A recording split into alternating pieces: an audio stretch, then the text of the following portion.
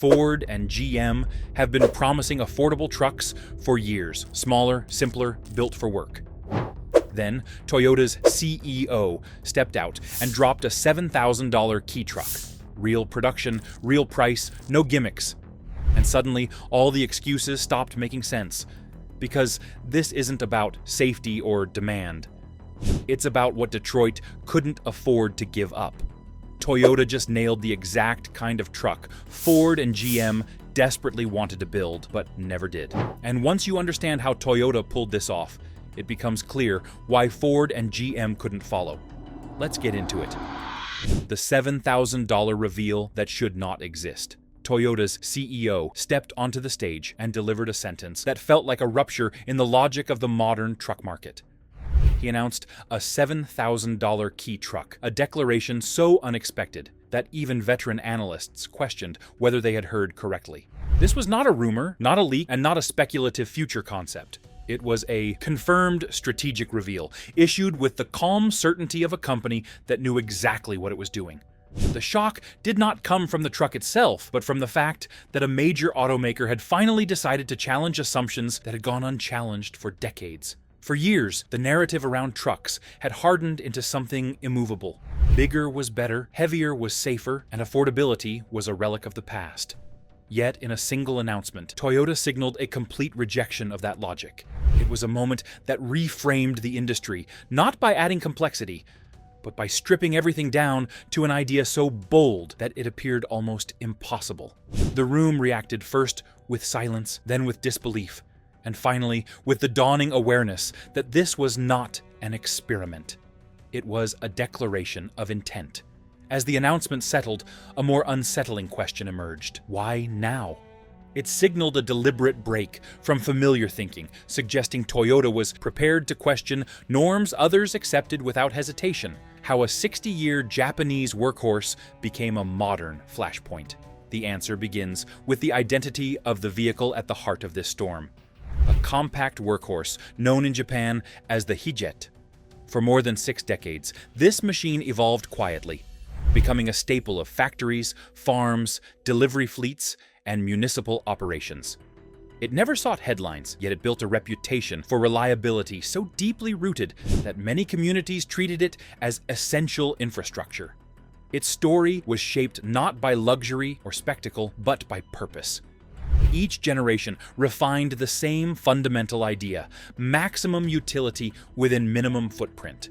That quiet discipline created something rare in the automotive world. A vehicle defined not by marketing, but by lived experience. Understanding the Hijet requires understanding the environments that shaped it. Tight alleys, crowded docks, and dense industrial corridors demanded a vehicle that could maneuver where full-size trucks simply could not. In that environment, the Hijet became a symbol of efficiency, a tool trusted by workers long before global automakers recognized the value of such minimalism. Its history is not dramatic, yet it is exactly that modest consistency that now attracts attention. Toyota did not elevate the Hijet. The Hijet earned its place through decades of proving what a small, focused machine could accomplish. Its quiet persistence proved that usefulness, not attention, determines whether a vehicle becomes indispensable. The branding strategy that turns a K-truck into a Toyota weapon. When Toyota examined that legacy, it realized the strategic advantage hidden inside it. Daihatsu, the brand responsible for the Hijet, operates as part of Toyota's extended corporate ecosystem. That relationship created an unusual opportunity: the ability to rebadge a proven platform under one of the most trusted names in the automotive world. Rebadging is often dismissed as a cosmetic tactic, but in this case, it represents a deeper strategic maneuver. The moment the Hijet receives Toyota branding, it gains access to established dealer networks, recognized service infrastructure, and a level of customer confidence that most emerging models can only dream of. This is not merely a matter of placing a different emblem on the front. It is the act of converting a humble utility machine into a globally recognizable product with instant legitimacy. Toyota understands the psychological leverage that comes with name recognition, and it knows that trust can shorten adoption cycles dramatically. While Daihatsu brings decades of refinement, Toyota brings a reputation that transcends markets. The fusion of the two is not an accident. It is a deliberate attempt to create a strategic shortcut, one that allows a niche concept to enter the mainstream without the usual barriers. This approach lets Toyota elevate a proven design through established reputation. Going forward, why Ford and General Motors could never build this? Those implications fall heaviest on Ford and General Motors, two companies whose histories are intertwined with the American definition of a truck. Their strategies have long revolved around scale, margin, and the steady expansion of features that justify rising prices. Yet, that very strategy limits their ability to pivot. The cultural and financial architecture of their truck divisions makes it nearly impossible to introduce a radically simplified model without undermining their existing lineup. This is not a matter of engineering capability, but of corporate structure. Years of positioning trucks as flagship products have created expectations that cannot be easily reversed. Offering a minimalist alternative risks cannibalizing profitable models, angering dealers, and disrupting internal planning cycles. Toyota, by contrast, can introduce such a model without threatening its identity. That asymmetry creates a pressure point that Ford and General Motors have no easy way to address. They cannot follow without harming themselves, and they cannot ignore the move without appearing stagnant. Toyota did not just introduce a new idea, it exposed a weakness in its competitors' strategic foundations, a weakness that becomes more visible with every passing day. For these legacy manufacturers, the disruption forces an introspective reckoning, compelling them to confront whether their future strategies can adapt, or whether they will remain anchored to assumptions that no longer fit the moment now. If you're finding this breakdown helpful, make sure you like the video, subscribe for more updates, and add your own take to the conversation below. The physical geometry that breaks American pickup logic. The first thing that stands out when examining this compact machine is the way its geometry rewrites the expectations baked into American truck culture. Instead of hiding the driver behind a long hood and bulky structure, the cab-over layout pushes the operator forward, directly above the front axle. This single design choice changes everything about how the vehicle behaves in tight environments. The physical stance becomes an advantage rather than a constraint. It rotates neatly through narrow alleys, industrial corridors, and loading areas where a traditional pickup would struggle to position itself. The short overall length paired with a compact wheelbase creates a kind of precision usually associated with small delivery carts, rather than full commercial vehicles. This geometry is not merely unusual by American standards, it represents a different philosophy of movement. Instead of forcing the environment to accommodate the truck adapts to the environment. The front corners are visible from the driver's seat, the overhang is minimal, and the pivoting behavior feels almost intuitive. Every element of the layout reduces uncertainty. It becomes easier to judge distance, easier to make fine adjustments, and easier to maneuver safely in crowded spaces where mistakes are costly. In engineering terms, the design respects the operator's natural field of view rather than fighting against it. This new spatial logic leads directly into the next defining trait of the machine's utility, the cargo system, that redefines utility in one move. Where the geometry controls how the truck moves, the cargo system determines what it can do once it gets there.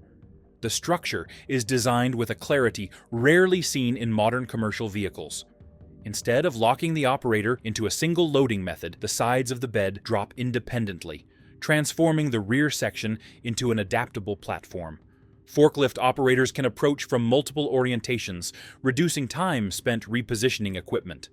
Oversized materials that cannot be lowered into a traditional pickup slot into place with little resistance. The truck becomes more than a carrier. It becomes a functional surface that supports a wide range of tasks across construction, landscaping, agriculture, and light industry. The convenience extends to daily labor routines. Workers do not have to climb or stretch awkwardly over tall body panels to reach tools stored in the center of the platform. Everything is within easy reach, and the drop-side configuration turns loading and unloading into a streamlined motion rather than a chore. This design respects the practical realities of manual work, where efficiency is measured not in seconds saved, but in fatigue reduced. A truck that cuts down the repetitive strain of lifting and bending becomes a quiet productivity multiplier across every shift. What makes this cargo system remarkable is not complexity, but simplicity executed with intention. It restores functionality that disappeared when trucks became lifestyle symbols rather than work instruments. Understanding how the workspace interacts with the operator reveals another overlooked element inside the cab itself. A cabin designed for working people, not monthly payment flexing. Stepping into the cabin shows how thoroughly the designers prioritized daily usability. Everything inside the space serves a purpose grounded in the rhythm of work. The step in height is low enough to ease the constant entering and exiting that delivery drivers endure. The doors swing wide to remove the awkward twisting motion required in taller trucks. Controls sit within natural reach, allowing the operator to focus on tasks rather than wrestling with a dashboard designed around unnecessary flair. Storage pockets, open trays, and overhead shelves accommodate notebooks, small tools, and handheld devices without cluttering the interior. The seats follow the same philosophy. They are not built for luxury presentation, but for endurance, offering enough support to limit strain during long shifts without introducing delicate surfaces that wear prematurely. The upright seating position gives the driver a commanding view of the surroundings without the exaggerated height associated with larger trucks. This interior invites workers to treat the vehicle as an extension of their workflow, not as a status marker. Everything reinforces the idea that the purpose of the cabin is to help the operator stay effective throughout the day. In an industry where interiors have drifted toward oversized screens, stitched leather, and showy accents, this cabin stands as a reminder that practicality still matters. And when paired with the mechanical heart beneath the seats, the picture becomes even clearer. The tiny engine that quietly outperforms big truck logic. Beneath the compact seating area rests a small displacement engine, engineered with a specific mission: deliver usable power for hauling tasks without unnecessary excess. It does not chase high output figures or headline-grabbing performance claims. Instead, it focuses on predictable torque delivery, steady operation, and longevity under repetitive workloads. This approach stands in contrast to the common American expectation that bigger engines automatically equate to greater utility. Here, efficiency, reliability, and serviceability outrank brute force.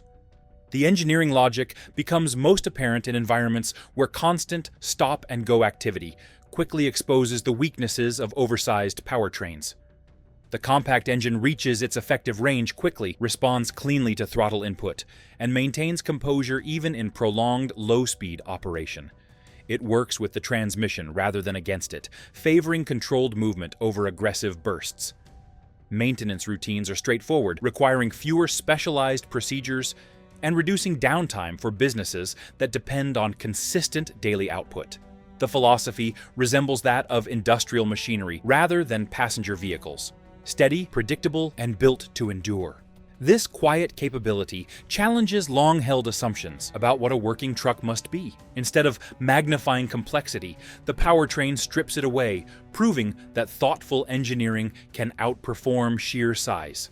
With an understanding of the mechanical heart, the transition into the next phase becomes natural. The $7,000 price that breaks the American business model. The shock of a $7,000 truck was not emotional, it was mathematical. For decades, the American truck market operated on the assumption that prices would steadily rise, margins would expand, and flagship models from companies like Ford and General Motors would anchor the industry's financial stability. Every quarterly expectation, every investor forecast, and every production cycle rested on this simple, unspoken rule. Trucks were the profit engines of the domestic auto sector. Then, a K truck appeared with a price tag that shattered the arithmetic behind that rule. A $7,000 entry point does not merely introduce a new competitor. It redefines the entire margin structure. The moment analysts attempted to map that figure onto the existing American cost framework, the system collapsed. No traditional manufacturer could reach that number without tearing apart its supply chain, rewriting its labor costs, reworking dealership incentives, and abandoning the tiered profit strategy that kept their books healthy.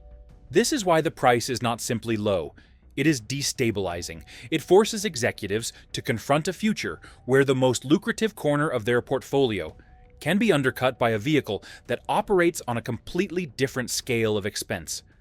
The price does not compete with domestic models. It invalidates them, pushing the conversation toward forces that extend far beyond the showroom floor.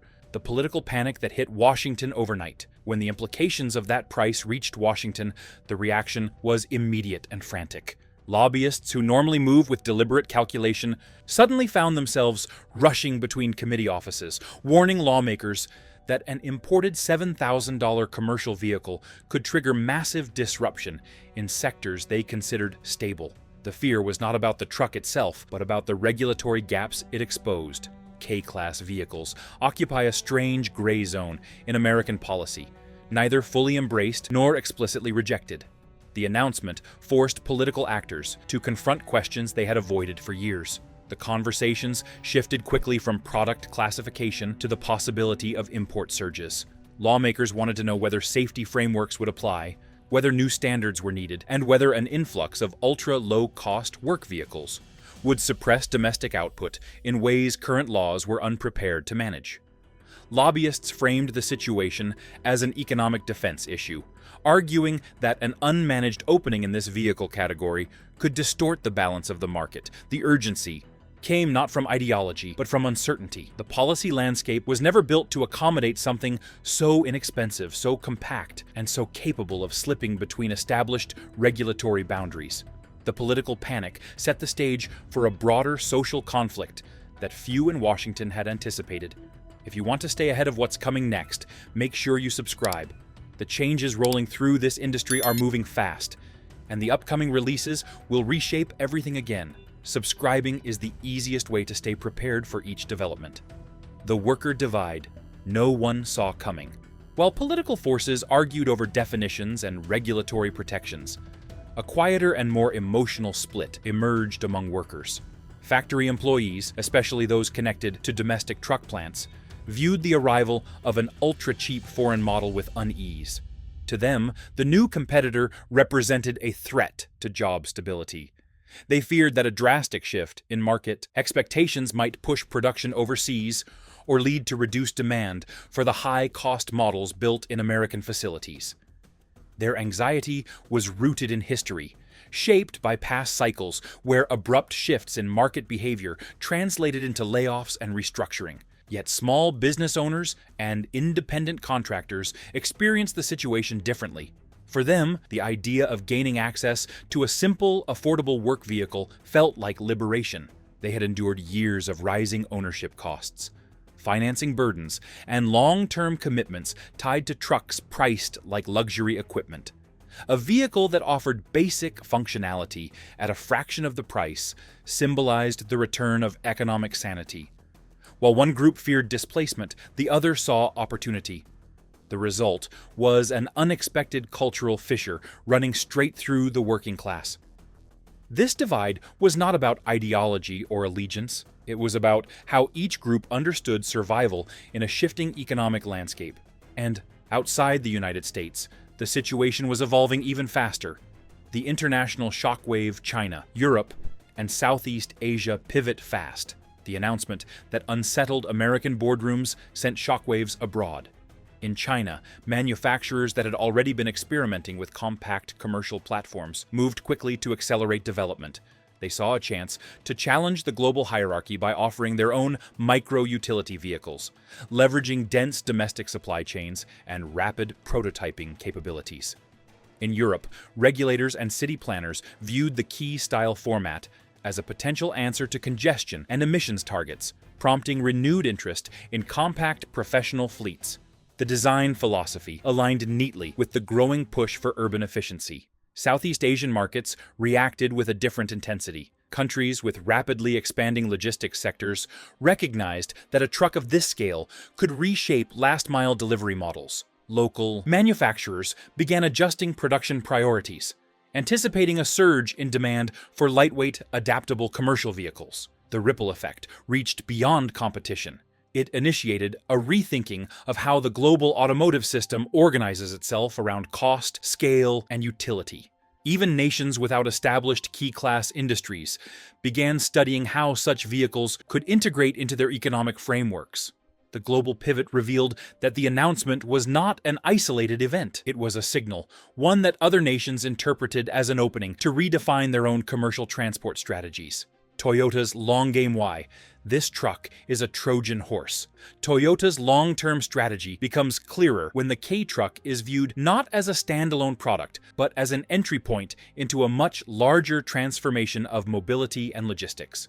The most striking element of this approach is how quietly it fits into Toyota's broader intention to redefine how small businesses, municipalities, and commercial fleets interact with transportation infrastructure. The compact nature of the vehicle allows it to slip into markets that larger automakers routinely overlook, and that subtlety is exactly what makes it powerful. Toyota is not trying to win a battle, it is repositioning the battlefield. The K-Truck acts as a Trojan horse because it introduces a philosophy that reshapes how transportation is organized in dense cities, suburban corridors, and developing commercial hubs. By emphasizing scale, repeatability, and operational simplicity, Toyota can build an entire ecosystem around small-format mobility. Delivery fleets, service technicians, local governments, and micro-entrepreneurs can adopt the platform with minimal friction. Once embedded, the vehicle becomes a foundation upon which Toyota can stack additional services, technologies, and fleet-oriented tools. The long game is not about the truck itself, but about becoming the backbone of an emerging category that prioritizes efficiency over spectacle. Toyota's foresight rests in understanding that the future of mobility will not be defined solely by personal vehicles, but by the networks that keep cities functioning. And that realization flows directly into the changing preferences of everyday drivers. Why consumers are suddenly rejecting $50,000 American trucks. A quiet but powerful cultural shift has been unfolding across the middle class. Drivers who once accepted the idea that a truck must cost the equivalent of a small house down payment are beginning to question why such a burden exists. Rising ownership expenses, long-term financing contracts, and monthly payments that stretch thin budgets have eroded the loyalty that once bound consumers to oversized models. People are not simply reacting to prices. They are reassessing what a truck needs to be in order to support their daily lives. The rejection of $50,000 trucks reflects a broader awakening.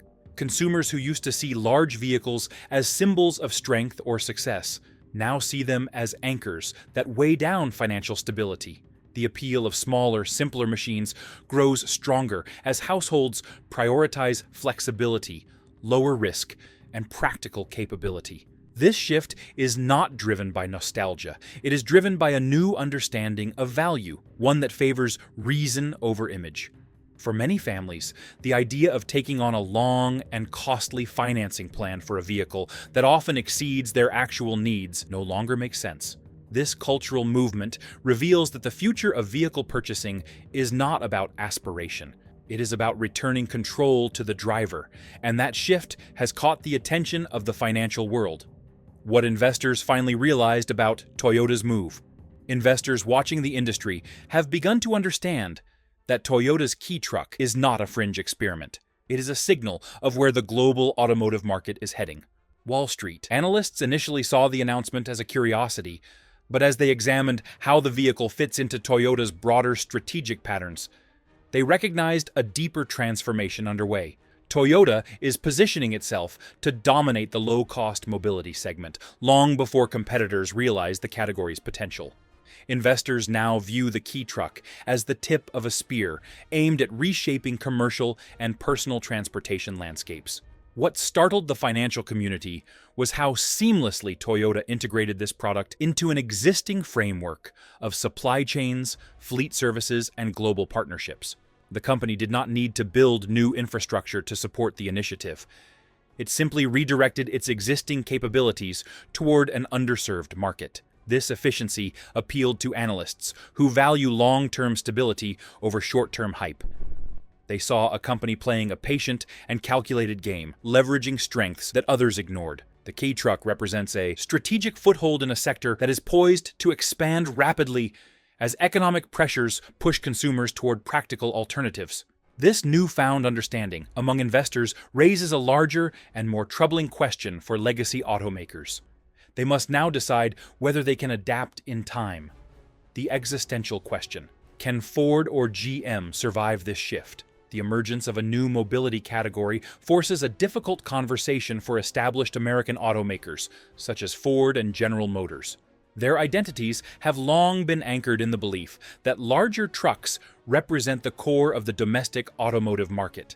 That belief sustained decades of design, marketing, and production strategy. Yet the rise of compact, purpose-built trucks reveals a different future, one where efficiency and adaptability outweigh sheer size. The question facing these companies is no longer whether the market will change, but whether they are capable of navigating that change. The threat is existential because it challenges fundamental assumptions. To compete in this emerging landscape, the companies would need to rethink their approach to product planning, manufacturing scale, and long-term positioning. The difficulty lies in abandoning familiar territory without alienating existing customers or disrupting established operations. The shift demands agility, but legacy systems rarely move quickly. As the market gravitates toward flexible options that fit the evolving needs of modern life, companies that rely on older paradigms risk becoming symbols of a past era. The industry now stands at a crossroads, a moment where every assumption built over decades is being tested in real time.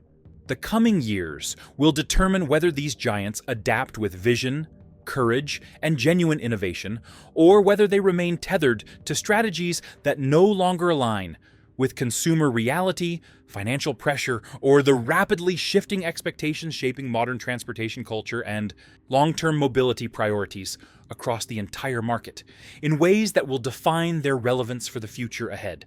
This isn't just about a tiny truck, it's about what happens when one company finally does what everyone else said couldn't be done.